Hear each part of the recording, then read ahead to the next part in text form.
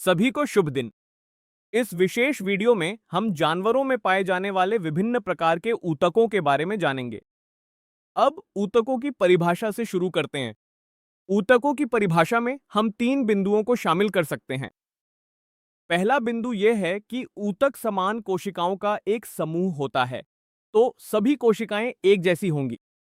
दूसरा, जब हम ऊतकों की परिभाषा में शामिल करते हैं तो हम अंतरकोशिकीय पदार्थों को भी शामिल करते हैं। और तीसरा, इन ऊतकों में जो कोशिकाएं होती हैं उनका एक विशेष कार्य होता है। तो यदि हम इन 3 बातों को शामिल करें तो हमें ऊतकों की परिभाषा मिलती है। यहां ध्यान देने वाली बात है वे अंतरकोशिकीय पदार्थ जिनके बारे में हमने बात की थी। तो आइए देखें कि ये अंतरकोशिकीय पदार्थ क्या होते हैं। तो सबसे पहले आइए कोशिकाओं के एक समूह को बनाते हैं। तो मान लीजिए ये कुछ कोशिकाएं हैं जिनके अंदर नाभिक है। अब सामान्यतः कोशिकाएं संरचना में गोलाकार होती हैं, तो ये वे नाभिक हैं जिन्हें हमने बनाया है। अब यदि हम इन कोशिकाओं के समूह को देखें और यदि कोशिकाएं गोलाकार हैं तो निश्चित रूप से कोशिकाओं के बीच कुछ जगह बच जाएगी और इस जगह को अंतरकोशिकीय स्थान कहा जाता है। तो ये हरे रंग के स्थान अंतरकोशिकीय स्थान है। अब ये स्थान खाली नहीं होते, इनमें कुछ पदार्थ होते हैं और उन पदार्थों को अंतरकोशिकीय पदार्थ कहा जाता है। और यही वे बातें थीं जिनके बारे में हम बात कर रहे थे कि इन्हें ऊतक की परिभाषा में शामिल किया जाता है। अब बात करें प्रकार की, तो जानवरों के ऊतकों के 4 प्रकार होते हैं। पहला प्रकार है एपिथीलियल ऊतक, दूसरा प्रकार है संयोजी ऊतक, तीसरा प्रकार है पेशीय ऊतक और चौथा प्रकार है तंत्रिका या न्यूरल ऊतक। तो इस तरह हम ऊतकों तक पहुंचते हैं। अब ऊतकों के बाद श्रेणी क्रम में अगला है अंग।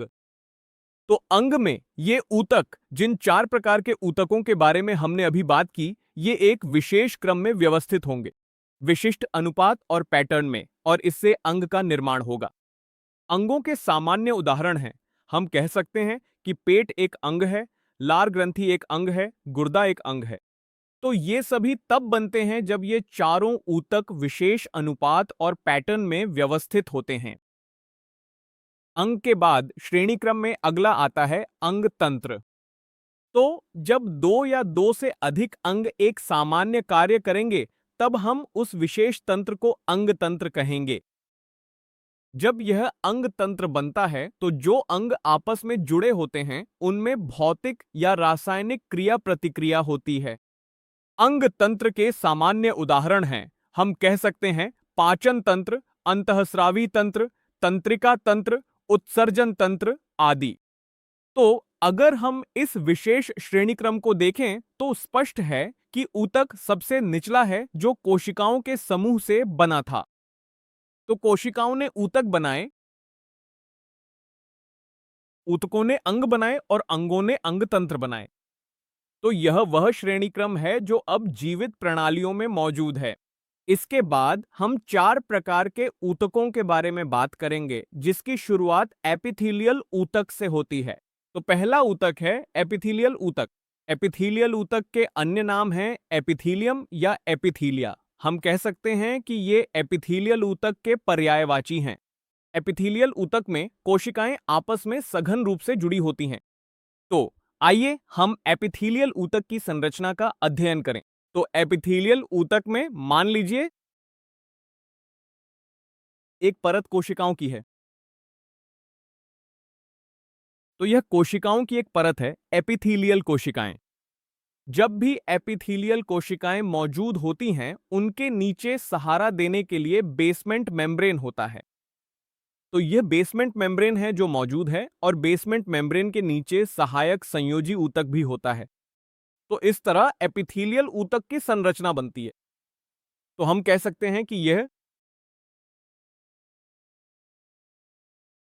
एपिथेलियल कोशिकाएं हैं। इसके ठीक नीचे यह एक महत्वपूर्ण बेसमेंट मेम्ब्रेन स्थित है जिसे हम यहां देख सकते हैं, और बेसमेंट मेम्ब्रेन के नीचे सहायक संयोजी ऊतक होगा। तो यह संयोजी ऊतक होगा। तो यहां ध्यान देने वाली बात यह है कि भले ही हम एपिथेलियल ऊतक की बात कर रहे हैं, लेकिन एपिथेलियल ऊतक के नीचे भी उसे सहारा देने के लिए संयोजी ऊतक होता है। यहां किस प्रकार का संयोजी ऊतक आता है, इसके बारे में हम आगे की वीडियो में बात करेंगे। अब संरचनाओं की ओर बढ़ते हैं। जैसा कि हम यहां देख रहे हैं, जो कोशिकाएं हमने यहां बनाई हैं वे बहुत पास पास सजी हुई हैं। अब चूंकि कोशिकाएं एक दूसरे के बहुत पास सजी हुई हैं, तो इंटरसेल्यूलर स्थान बहुत कम होगा। यह सामान्य संरचना थी, कोशिकाएं गोल थीं और इसी वजह से वहां इंटरसेल्यूलर स्थान और पदार्थ मौजूद थे। लेकिन इस मामले में चूंकि कोशिकाएं बहुत सघन रूप से सजी हुई हैं, तो इंटरसेल्यूलर पदार्थ बहुत कम होगा। तो इसी तरह हम कहते हैं कि इंटरसेल्यूलर पदार्थ या मैट्रिक्स बहुत कम होगा।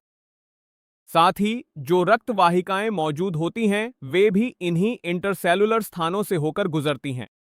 अब इस विशेष मामले में चूंकि इंटरसेल्यूलर स्थान अनुपस्थित हैं, इसलिए रक्त वाहिकाएं भी अनुपस्थित होंगी। अब बात करते हैं उन परतों की जो एपिथेलियल ऊतक में मौजूद हो सकती हैं। इस विशेष चित्र में हमने केवल एक ही परत दिखाई है, लेकिन एपिथेलियल ऊतक के ऐसे उदाहरण भी हो सकते हैं जिनमें एक से अधिक परतें भी मौजूद होती हैं। तो अगर केवल एक परत मौजूद है, तो हम उस ऊतक को सरल एपिथेलियल ऊतक कहते हैं, और अगर एक से अधिक परतें मौजूद होंगी तो उसे यौगिक कंपाउंड एपिथेलियल ऊतक कहा जाएगा। अब बात करते हैं ग्रंथियों की। ग्रंथियां भी एपिथेलियल ऊतक से ही बनती हैं। अब एपिथेलियल ऊतक के कार्य की बात करते हैं। अब एपिथेलियल ऊतक की एक मुक्त सतह होती है, और यह मुक्त सतह या तो किसी शरीर द्रव की ओर होगी या फिर बाहरी वातावरण की ओर होगी। तो अगर यह शरीर द्रव की ओर है, तो यह अस्त्र लाइनिंग प्रदान करेगा। अगर यह आवरण प्रदान करता है, तो निश्चित रूप से यह बाहरी वातावरण की ओर उपस्थित होगा। अगर हम संरचना की बात करें, तो इसकी संरचना बिल्कुल चादरों शीट्स जैसी होगी। पुनरुत्पादन रीजनरेशन की क्षमता की बात करें, तो एपिथेलियल ऊतकों में बहुत अधिक पुनरुत्पादन की शक्ति होती है। अगर हम एपिथेलियल ऊतक के वर्गीकरण को देखें, तो जैसा कि हमने बात की थी कि अगर एक ही परत मौजूद है, तो हम इसे सरल सिंपल कहते हैं। अगर एक से अधिक परतें मौजूद हैं, तो हम इसे यौगिक कंपाउंड कहते हैं। तो यह प्रारंभिक वर्गीकरण है। बाद में सरल सिंपल को संरचनात्मक संशोधन के आधार पर 3 प्रकारों में वर्गीकृत किया जा सकता है। ये 3 प्रकार हैं स्क्वैमस, क्यूबॉइडल और कॉलमनर। इन 3 प्रकारों के बाद 2 और प्रकार हो सकते हैं। पहला प्रकार सिलिएटेड हो सकता है और इसके बाद दूसरा प्रकार ग्रंथि ग्लैंड्यूलर हो सकता है। कट